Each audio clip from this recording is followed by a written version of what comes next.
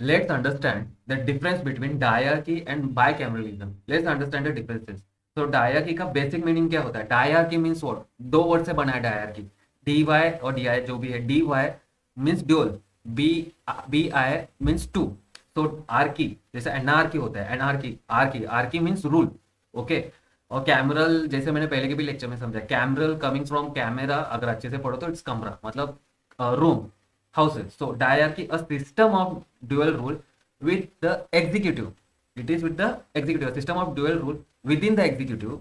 Bicameralism, a legislature divided into two separate chambers, houses, cameral, kamra, diarchy, archy, rule. Okay. So it applies to diarchy, applies to executive branch of government. Executive branch of government. Bicameralism applies to legislative branch of government.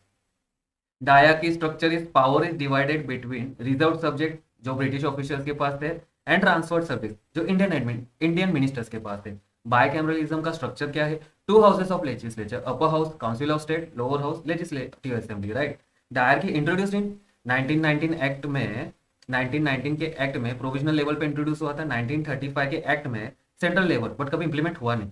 बायकैमरलिज्म कहाँ introduced in 1919 act में central level पे introduced हुआ था and 1935 act में provincial level पे हुआ था इन 6 provinces. अभी कवर किया हमने. राइट. डायरकी का पर्पस क्या था? Partial self governance while retaining British control over key subjects.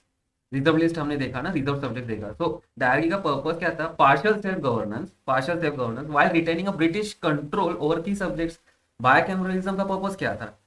Broaden representation, ensure checks and balances in law making. Diarchy का फंक्शनिंग क्या था? creates a division within the executive creates a division within the executive between British and Indian administration. Bicameralism का functioning क्या था? creates a two-tiered legislature with separate powers, roles and members. Diary का example अगर देखा जाए, under 1919 act में law and order reserve में था, ब्रिटिश कंट्रोल में था.